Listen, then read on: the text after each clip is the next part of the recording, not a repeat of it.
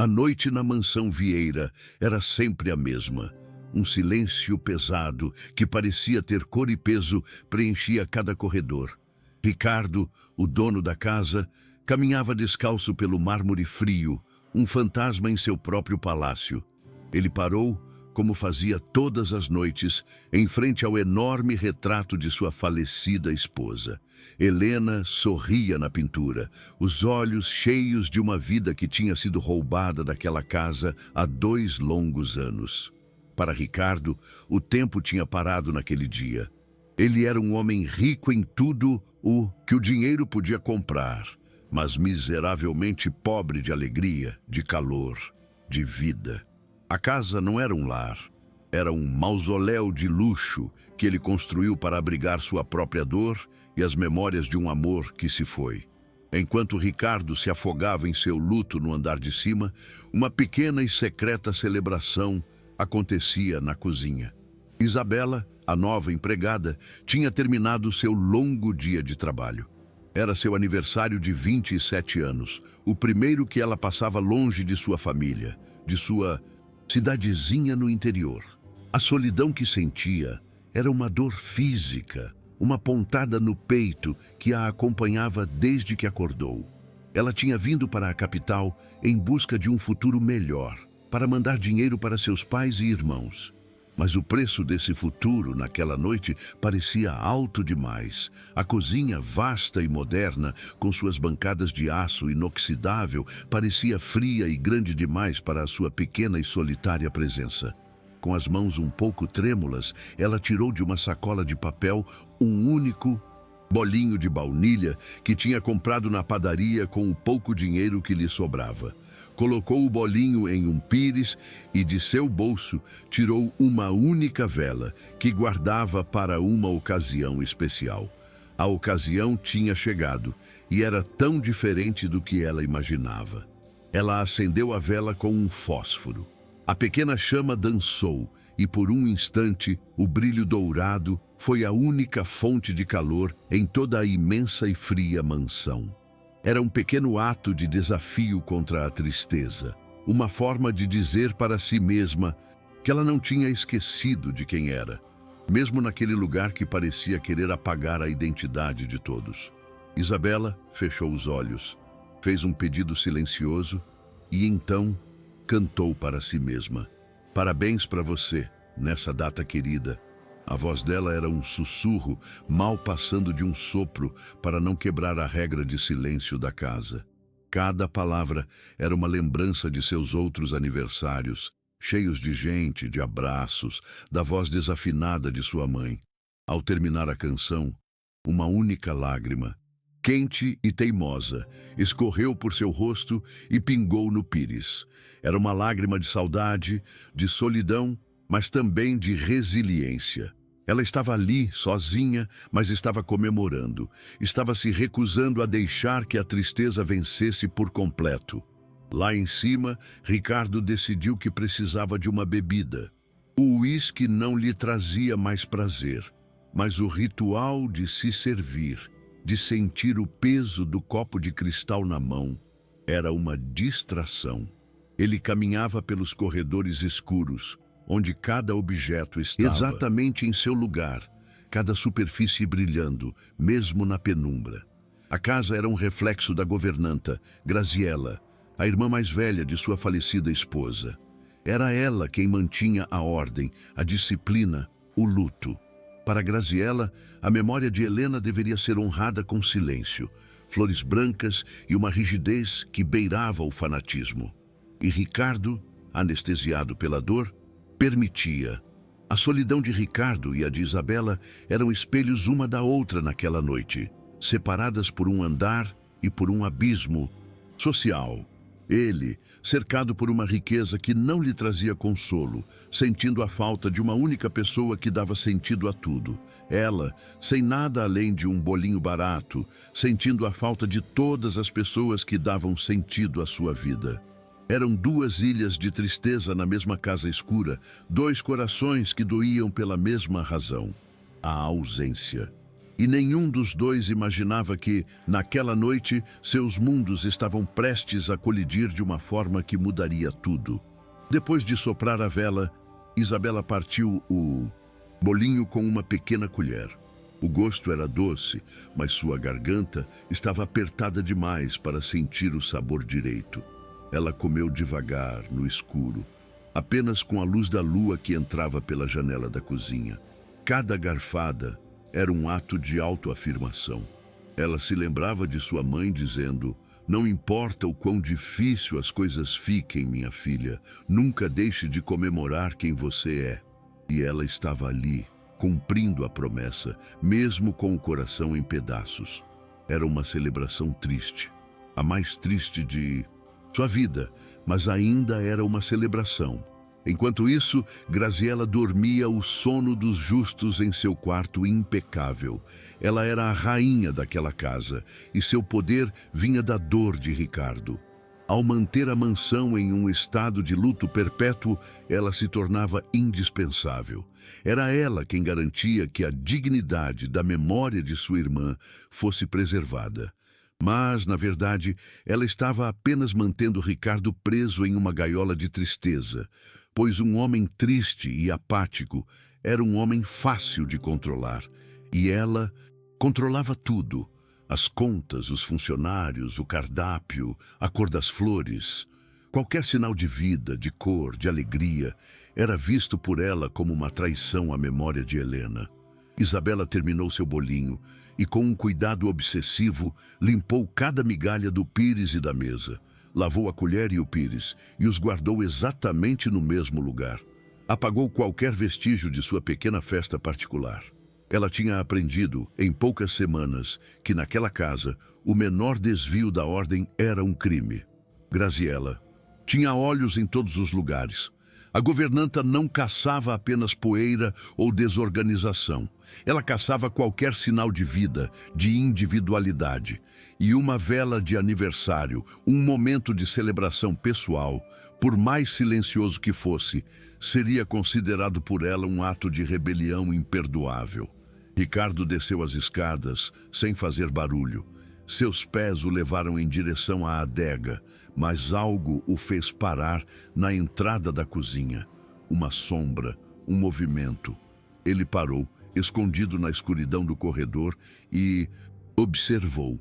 Viu a jovem empregada, de costas para ele, limpando a bancada com uma concentração que parecia quase um ritual. Ele não entendeu o que o prendeu ali. Talvez fosse a solidão dela, que parecia tão palpável quanto a sua. Ele a viu terminar, olhar ao redor para se certificar de que tudo estava perfeito e então suspirar. Um suspiro longo, cansado, que parecia carregar o peso do mundo.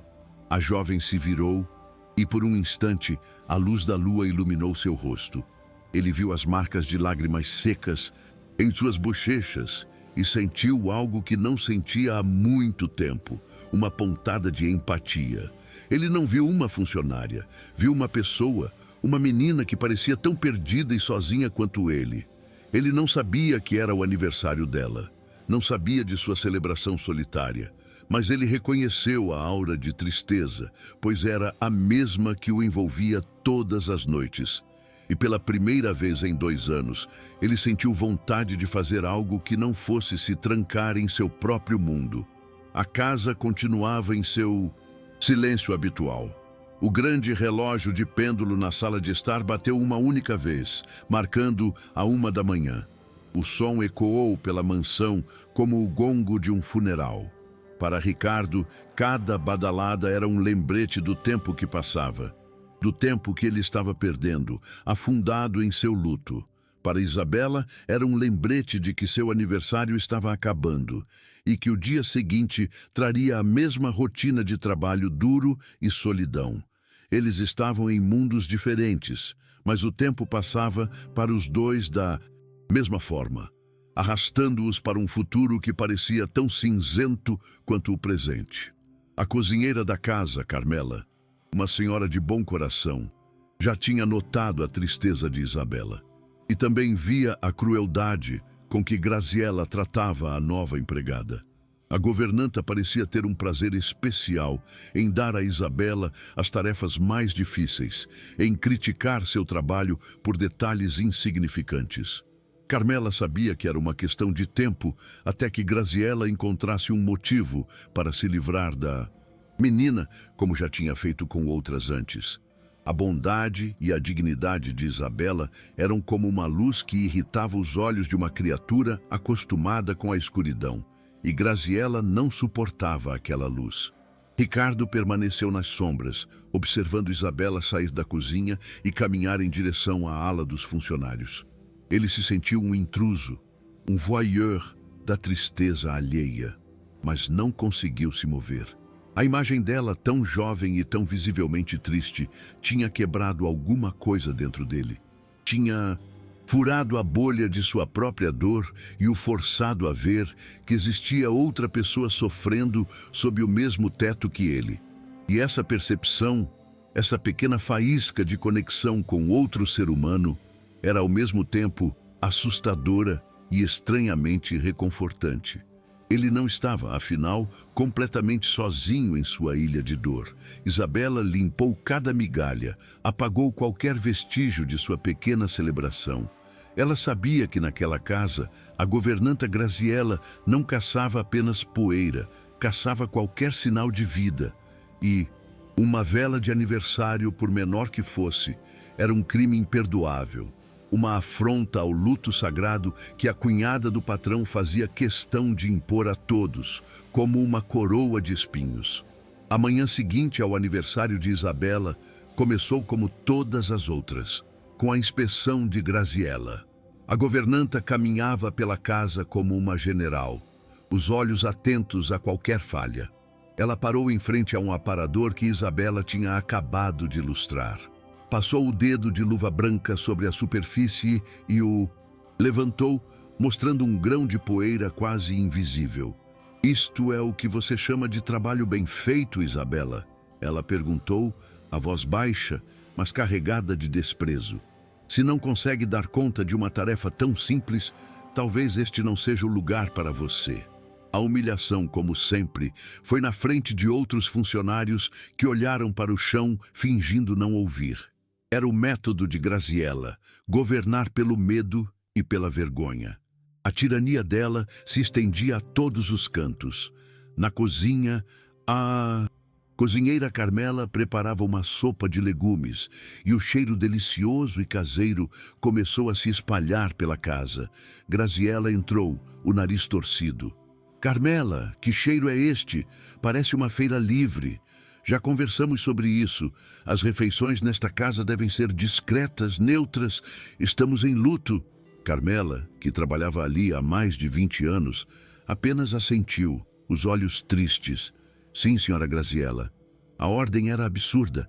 Até o cheiro da comida era controlado, para que nada, absolutamente nada que lembrasse a alegria da vida, pudesse penetrar nas paredes daquela mansão.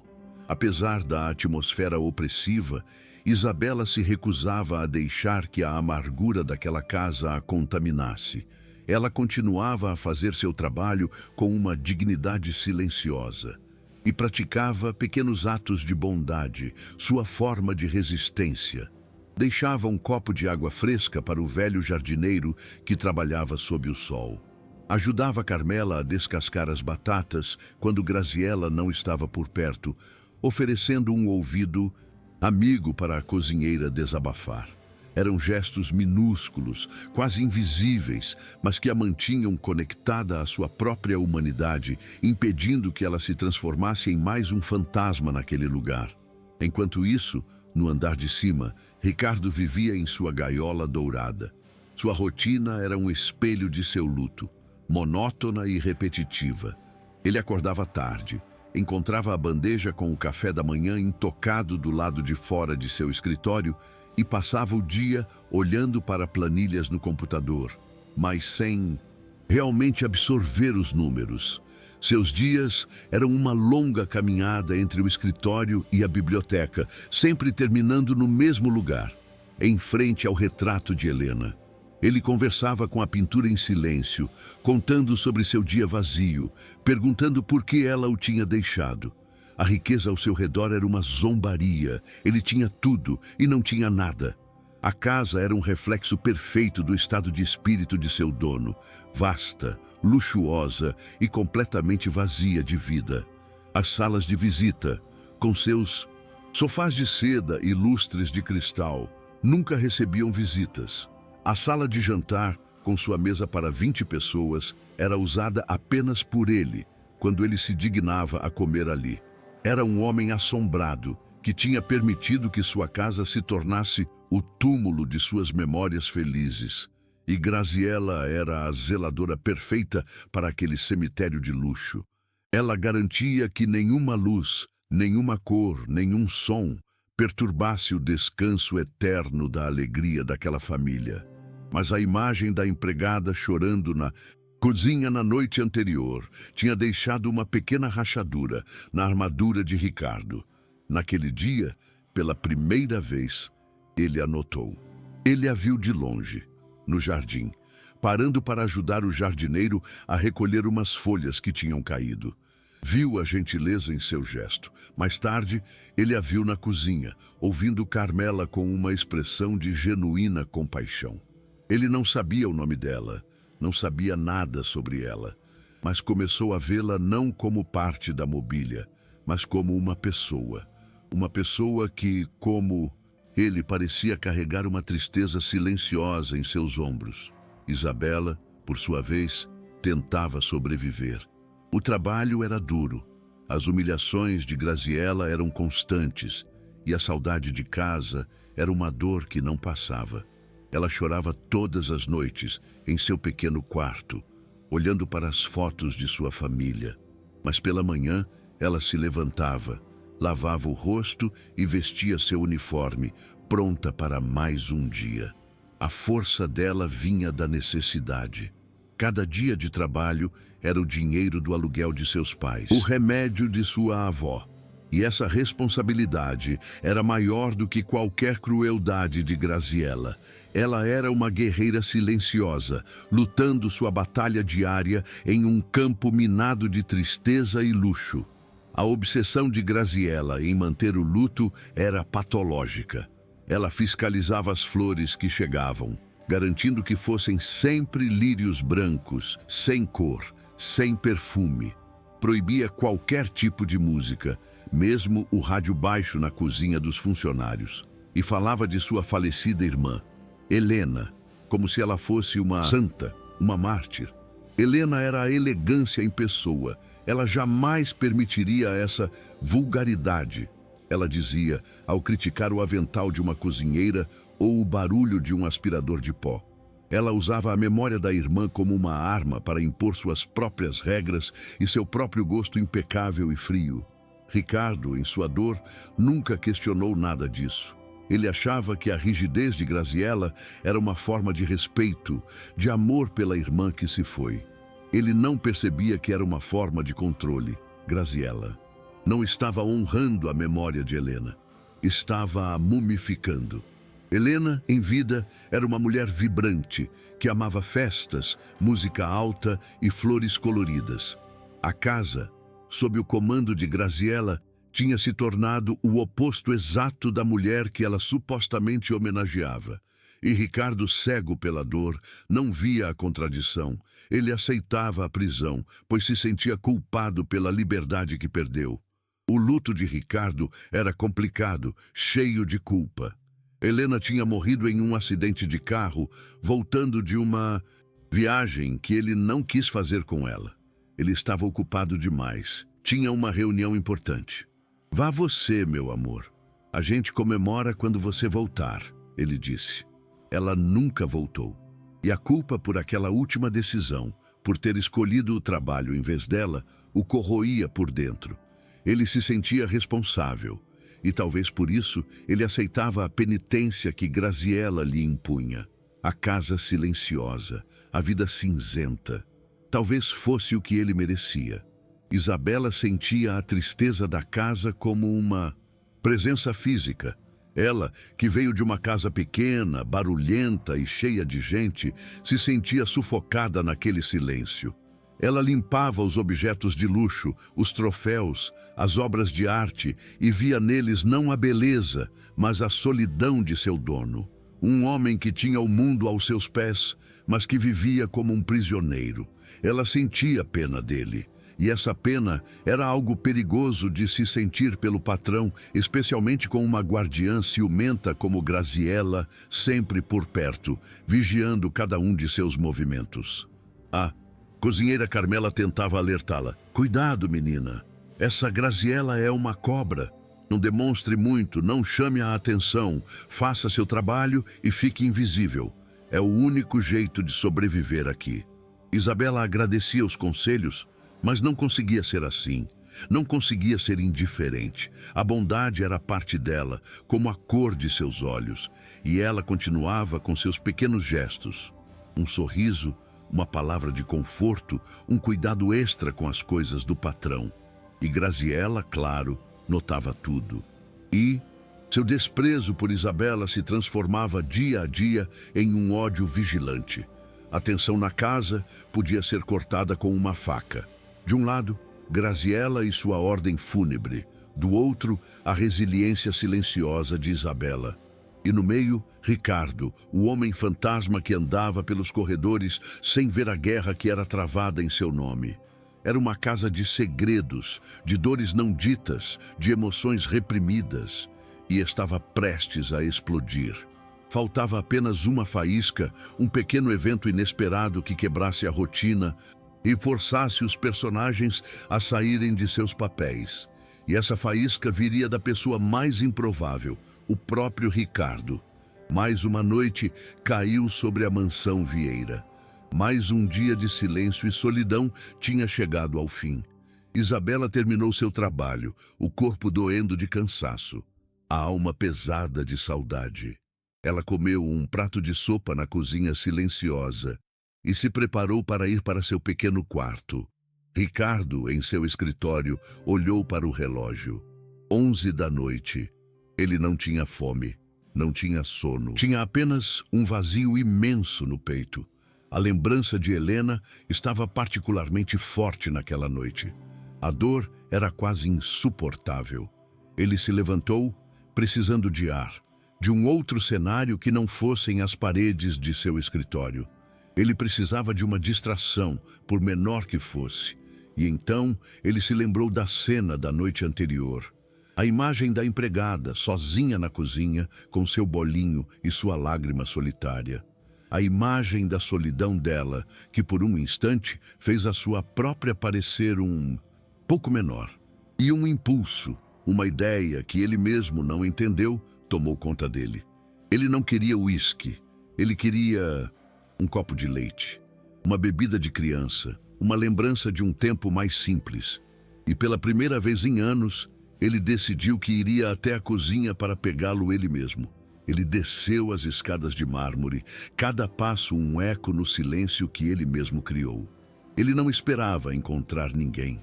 A cozinha, àquela hora, deveria estar vazia e escura. Buscava apenas uma bebida, uma distração banal para sua dor. Não fazia ideia de que sua simples decisão de caminhar até a cozinha era um movimento do destino. Mal sabia ele que estava caminhando em direção à única pessoa em toda a casa que era tão solitária quanto ele. E que aquele encontro, nascido da dor de ambos, mudaria o curso de suas vidas para sempre. A noite seguinte foi uma repetição da anterior. Ricardo, incapaz de dormir, sentia as paredes de seu escritório se fechando sobre ele. A solidão era uma presença física, um companheiro indesejado. Ele precisava de ar. Desceu as escadas sem saber o que procurava. Seus pés o levaram novamente em direção à cozinha. Ao se aproximar, ele viu a mesma cena da noite anterior. A porta entreaberta, uma luz fraca vinda de dentro. Ele parou nas sombras, o coração batendo um pouco mais rápido. Desta vez, não havia bolinho nem vela. Havia apenas Isabela, sentada na mesma mesinha de serviço, olhando para a tela de seu celular com uma expressão de profunda saudade. Ele a observou por um longo momento, Viu quando ela sorriu para algo na tela, provavelmente uma foto de sua família, e depois viu aquele sorriso desaparecer, dando lugar à mesma tristeza que ele conhecia tão bem. Ele viu a si mesmo nela, viu sua própria dor, sua própria solidão, refletida no rosto daquela jovem, e a muralha que ele construiu ao redor de seu coração por 2 anos começou a tremer. O impulso que sentiu na noite anterior voltou, mas desta vez com mais força. Ele estava cansado de sua própria prisão, cansado do silêncio. E pela primeira vez, ele decidiu fazer algo a respeito. Com uma coragem que ele não sabia que ainda possuía, ele saiu das sombras e entrou na cozinha. O som de seus passos no chão de ladrilho fez Isabela dar um pulo na cadeira, o susto estampado em seu rosto. Ela rapidamente guardou o celular, como se tivesse sido pega fazendo algo errado. Senhor Ricardo, me desculpe, eu não o vi aí. O senhor precisa de alguma coisa? Água? Um chá? A voz dela era uma mistura de medo e do respeito profissional que lhe foi ensinado. Ela se levantou, pronta para servi-lo, para voltar ao seu papel de empregada. Mas ele não queria ser servido. Ele ergueu a mão, um gesto pedindo para que ela se acalmasse. Não, por favor. Eu não quero nada. Ele olhou para a cadeira vazia ao lado dela, na pequena mesa de madeira. E então ele fez a pergunta simples e revolucionária, que quebraria todas as regras daquela casa. Eu só posso me sentar com você? A pergunta ficou no ar, tão inesperada que Isabela demorou alguns segundos para processá-la. O patrão, o milionário recluso, o homem que nunca falava com ninguém, pedindo para se sentar com ela, a faxineira, na mesa dos funcionários. Ela pensou que era um teste, uma armadilha, mas os olhos dele não eram de um patrão, eram os de um homem solitário. Claro, senhor, por favor. Ela gaguejou, sentando-se novamente, o corpo rígido de nervosismo.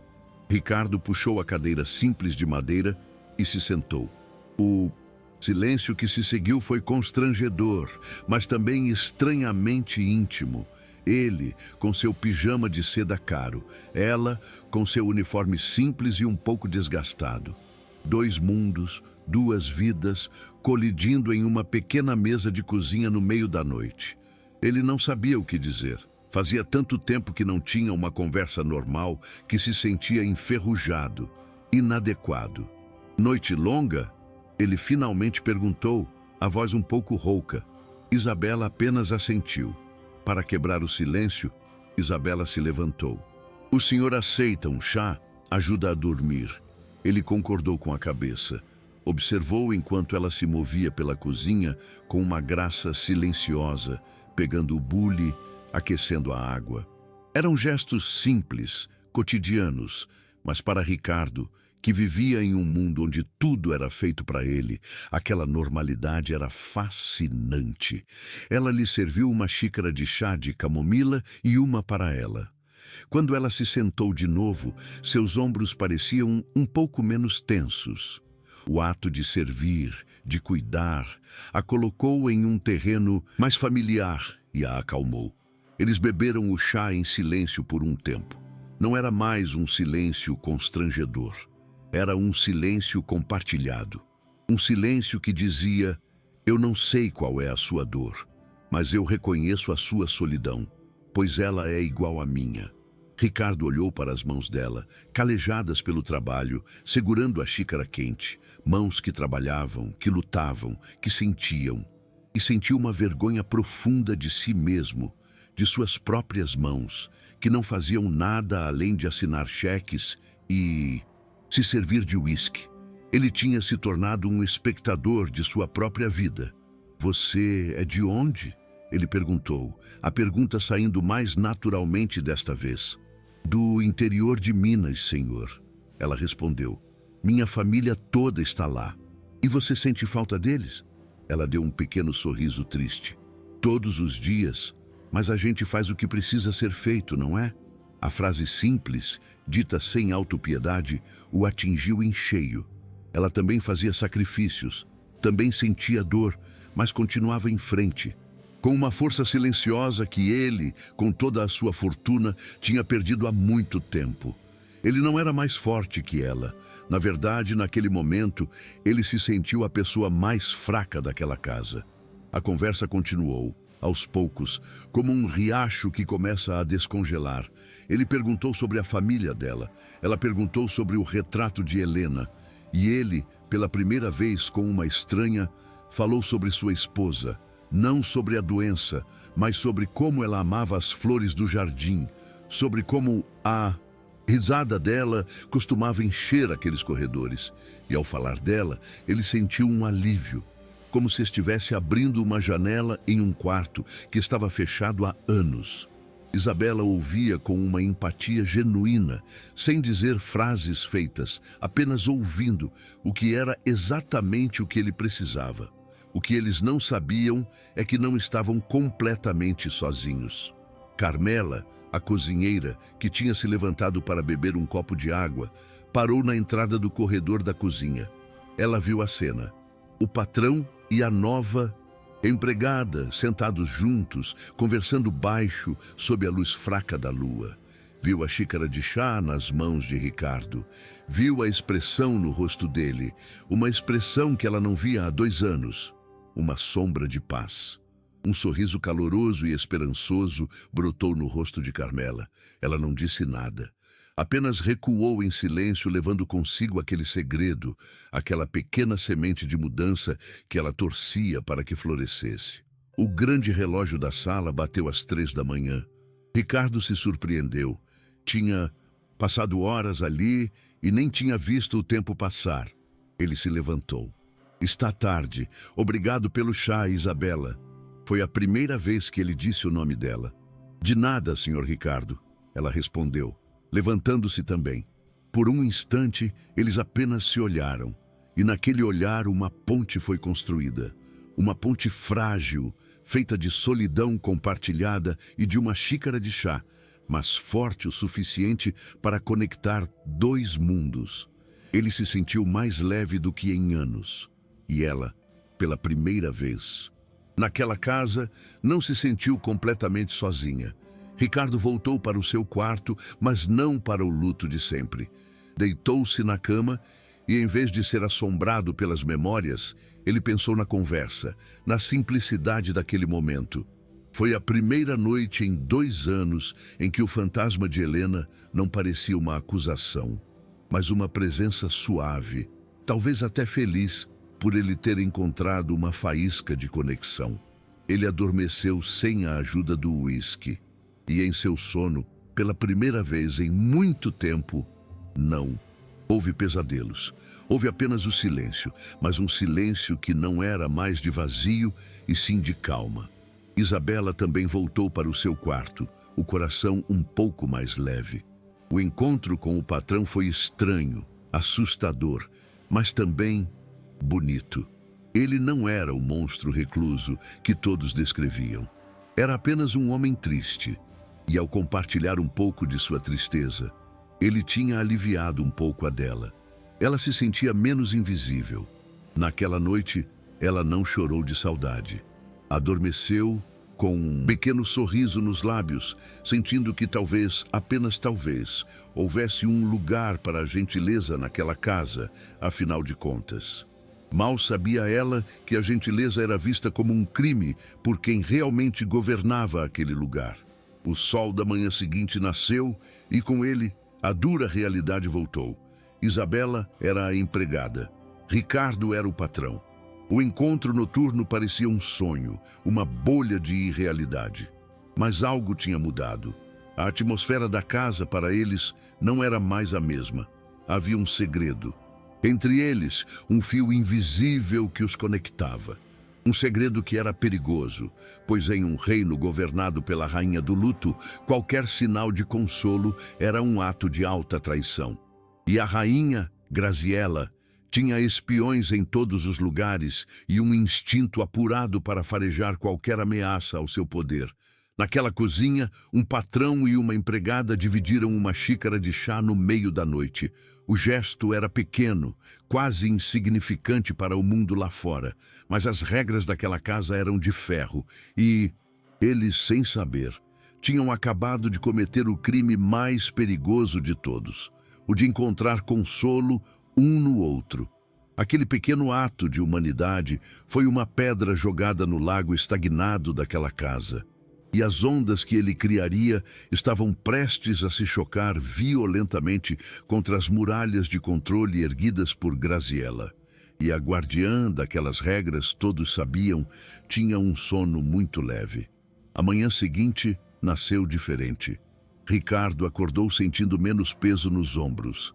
Ele não ficou trancado no escritório. Desceu para a sala de jantar, um lugar que não frequentava há meses. No caminho, cruzou com Isabela no corredor. Ela limpava um vaso e, ao vê-lo, baixou a cabeça, nervosa. Mas ele parou. "Bom dia, Isabela", ele disse. A voz dele era calma, e o simples ato de dizer seu nome, de reconhecer sua existência, foi um pequeno terremoto na rotina daquela casa. Surpresa, ela ergueu o olhar. "Bom dia, Sr. Ricardo." O momento durou apenas um segundo, mas para Graziella, que observava tudo alto da escada, foi o suficiente. Aquilo era intimidade, aquilo era uma quebra de protocolo, e era inaceitável. Na cozinha, a cozinheira Carmela estava radiante. Ela tinha visto o patrão descer, tinha notado a mudança em seu semblante. Quando Graziella entrou na cozinha, a expressão mais sombria que o normal, Carmela, em sua inocência, não conseguiu se conter. "A senhora não vai acreditar, dona Graziella. O patrão Ricardo desceu ontem à noite e tomou um chá com a Isabela. Conversaram por horas. Acho que ele está melhorando." Carmela disse aquilo com a pura alegria de quem vê uma boa notícia, achando que a cunhada ficaria feliz. Mal sabia ela que tinha acabado de entregar a Isabela nas mãos de sua carrasca. A reação de Graziella não foi de alegria.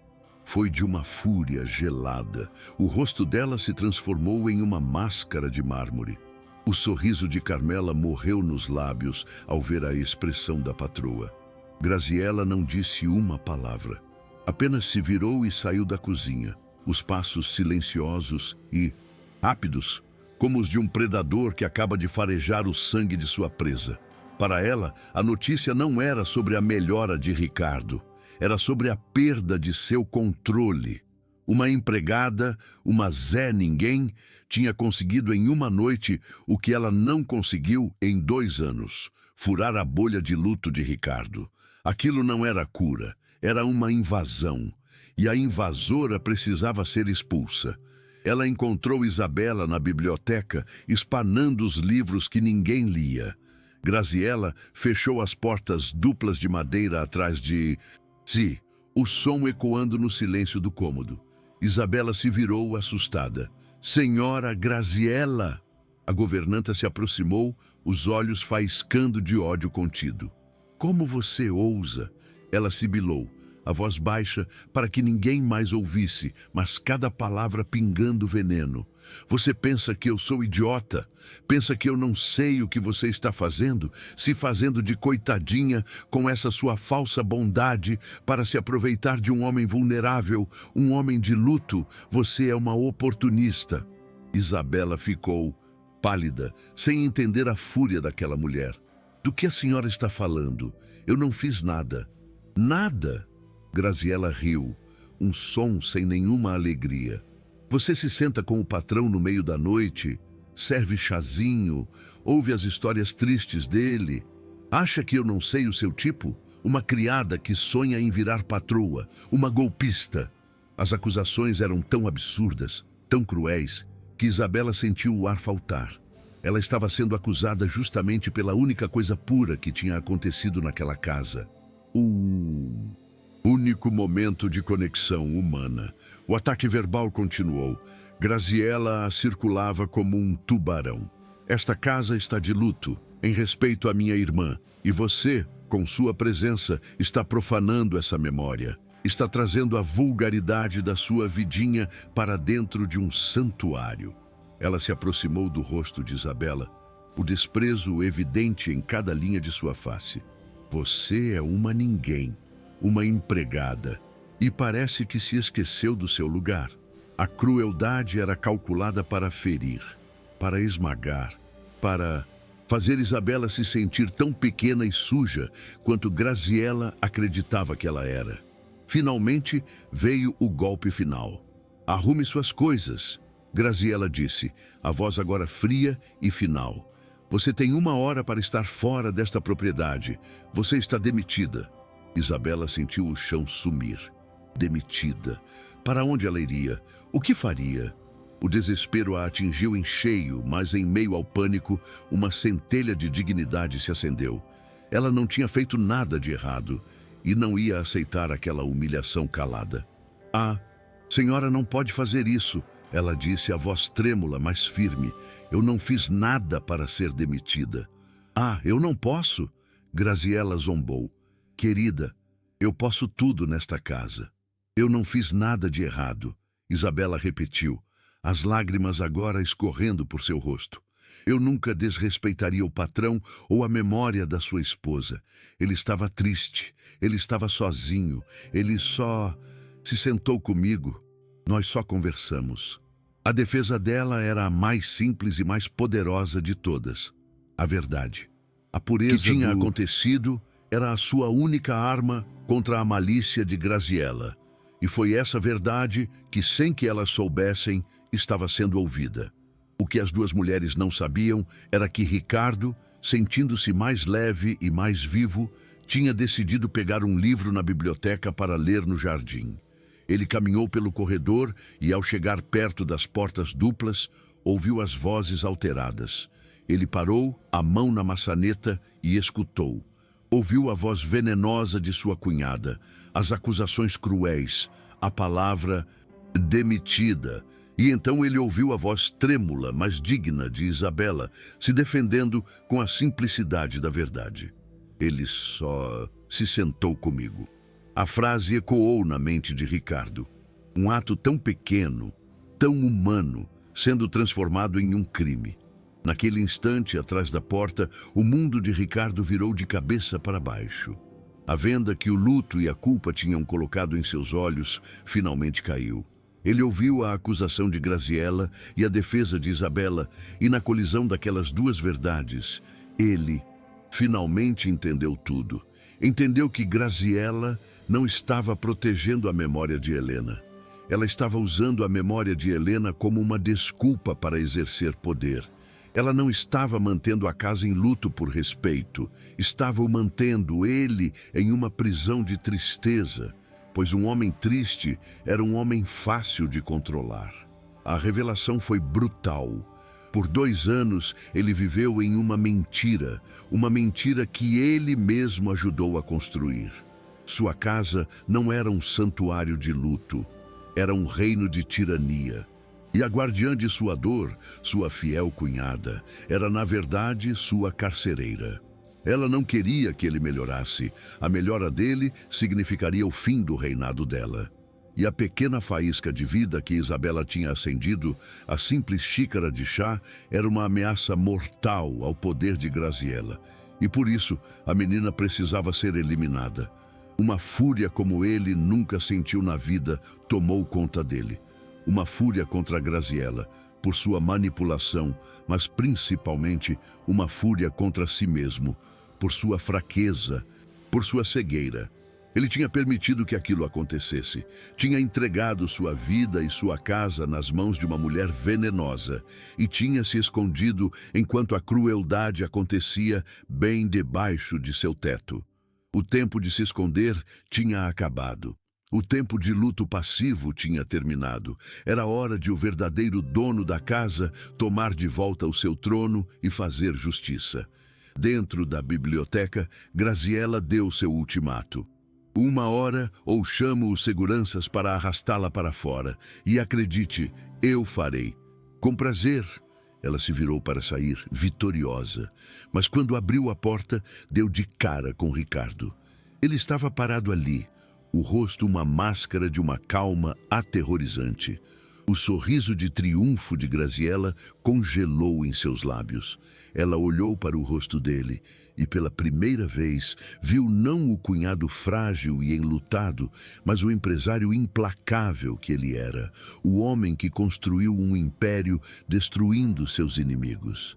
E ela percebeu, com um pânico gelado, que tinha acabado de se tornar um deles. Isabela, ao ver o patrão na porta, pensou que tudo estava perdido. Ele com certeza acreditaria na cunhada. Ela se encolheu esperando o golpe final. Mas Ricardo não olhou para ela.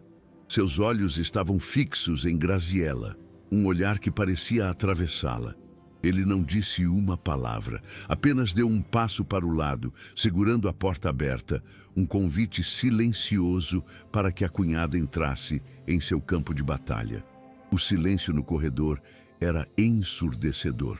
Carmela e outros funcionários espiavam de longe. O confronto que todos temiam e secretamente esperavam estava prestes a acontecer. Atrás da porta, Ricardo ouviu cada palavra, e na colisão entre a acusação venenosa de Graziella e a verdade simples de Isabela, ele finalmente entendeu. Graziella não estava protegendo a memória de Helena. Ela estava protegendo a sua dor, o mantendo trancado em uma gaiola de luto para que ela pudesse reinar. E a chave daquela gaiola, ele percebeu, com uma clareza que doía, era a gentileza e a humanidade da mulher que sua cunhada estava prestes a expulsar de sua casa e de sua vida. Ricardo olhou para Graziella e o homem que ela tinha controlado por 2 anos não estava mais ali. Deixe-nos a sós, por favor, Isabela, ele disse, a voz calma, mas firme. Isabela, assustada, saiu da biblioteca fechando a porta atrás de si. Sozinhos, o confronto começou. O que foi aquilo, Ricardo? Vai defender a criadagem contra mim? Graziella cuspiu as palavras, tentando retomar o controle. Mas Ricardo não mordeu a isca. Eu ouvi tudo, Graziella, cada palavra, e pela primeira vez eu entendi. Ele caminhou lentamente pela sala, parando em frente a um retrato de Helena. Você fala tanto em honrar a memória da minha esposa, mas você não a conhecia de verdade. Como se atreve? Ela respondeu ofendida. Ela era minha irmã. Exato, ele continuou, virando-se para encará-la. E você deveria saber que Helena amava a vida. Ela amava as cores, a música, a risada das pessoas. Ela odiaria esta casa. Ela odiaria este silêncio, este luto sem fim. Ela odiaria o que você se tornou, Graziella. Uma guardiã de um túmulo que só existe na sua cabeça. As palavras dele eram a verdade, e a verdade a atingiu como uma bofetada. Ela ficou sem resposta. Ele tinha acabado de desarmá-la, tirando dela a única arma que possuía, a memória de sua irmã. A fúria de Graziella veio com uma ameaça. Cuidado com o que você diz, Ricardo. Eu sei de muita coisa, coisas que meus pais não gostariam de saber sobre o genro perfeito. Mas a chantagem não funcionou. A dor de Ricardo o tinha tornado imune a ameaças menores. Ele já tinha perdido o que mais importava. Eu não tenho mais medo dos seus segredos, Graziella. A única coisa que me assusta é a ideia de passar mais um dia vivendo nesta prisão que você criou. Ele caminhou até a porta e a abriu. Quero que você saia da minha casa.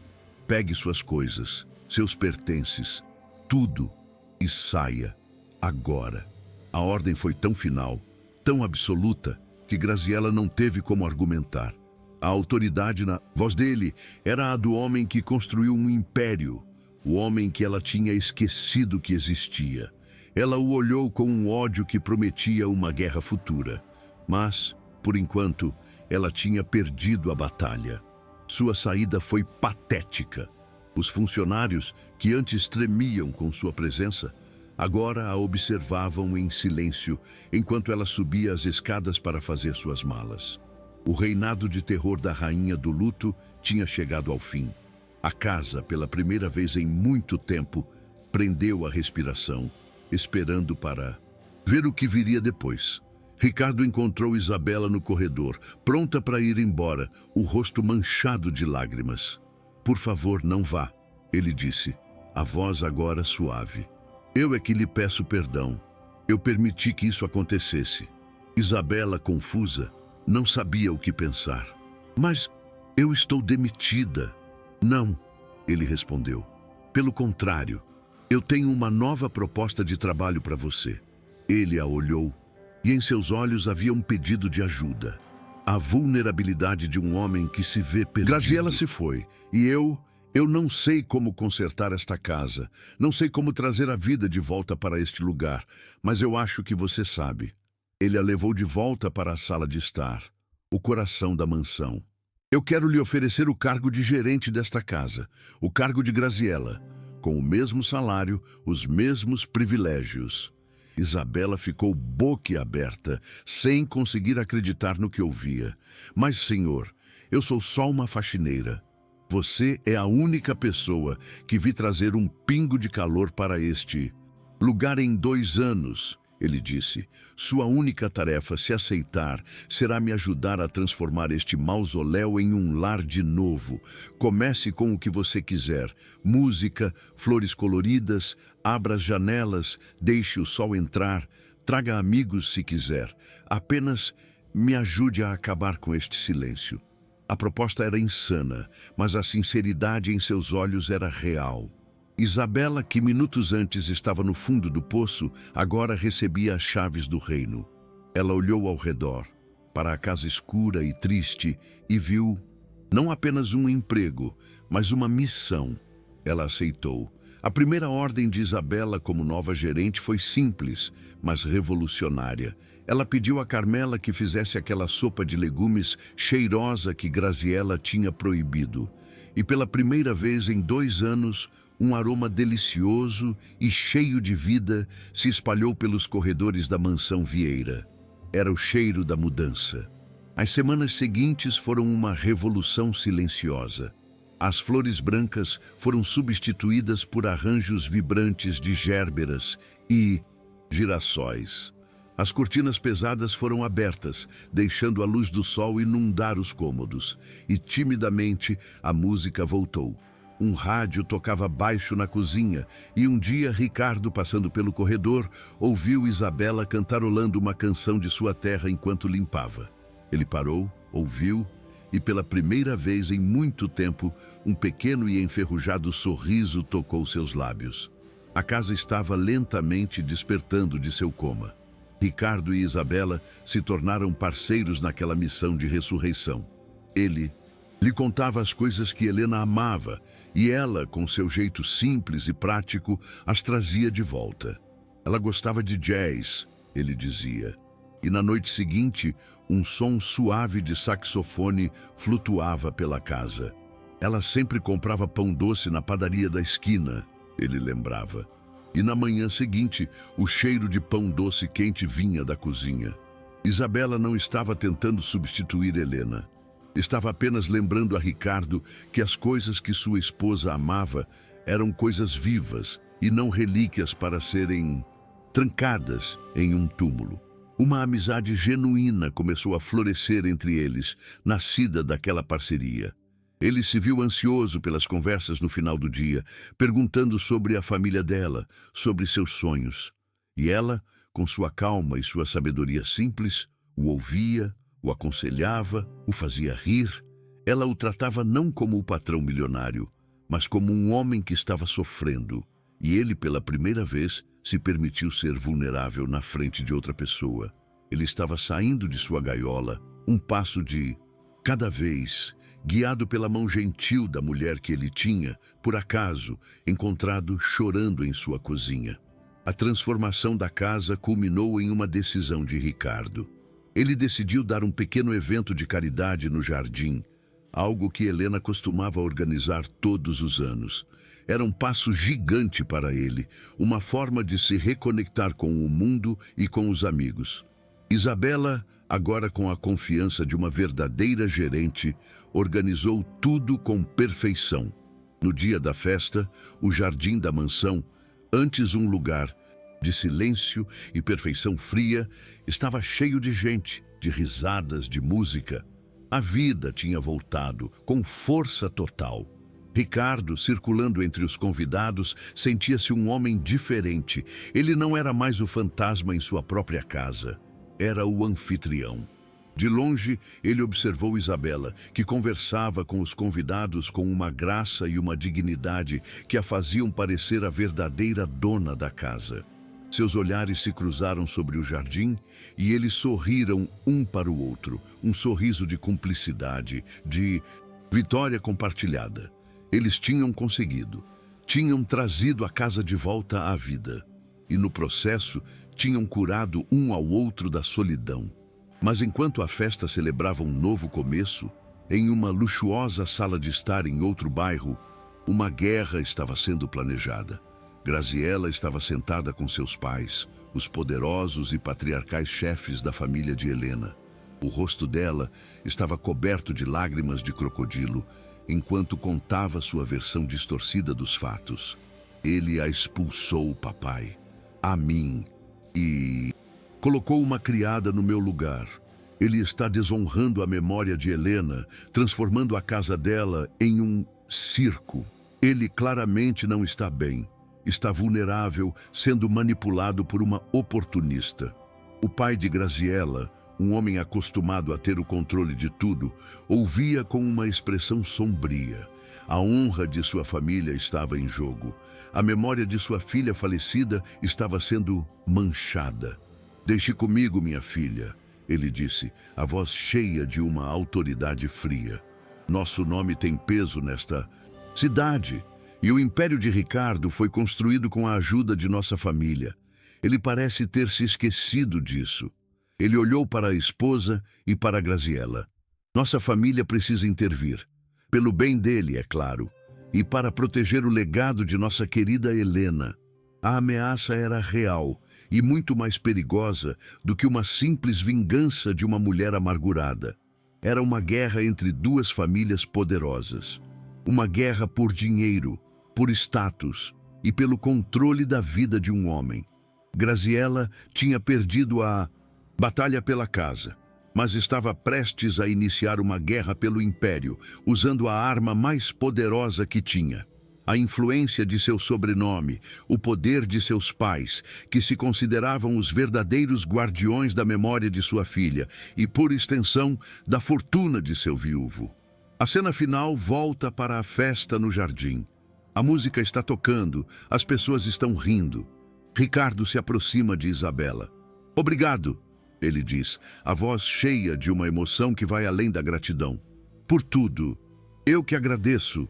A oportunidade, senhor Ricardo, ela responde sorrindo. Eles ficam ali, lado a lado, observando a vida que tinham criado juntos. A imagem é de uma paz conquistada, de um futuro promissor. Mas o espectador agora sabe que esta paz é frágil, sabe que no horizonte uma tempestade se forma, uma tempestade de sobrenomes poderosos e velhos rancores que ameaça destruir tudo o que eles reconstruíram. A mansão, que antes era uma cripta, agora celebrava a vida, pulsando com música e risos. Mas os fantasmas de uma família poderosa não descansam em paz e se sentem no direito de assombrar os vivos. E você acredita que um homem pode ser dono de sua própria felicidade ou ela sempre pertence à família que o cerca?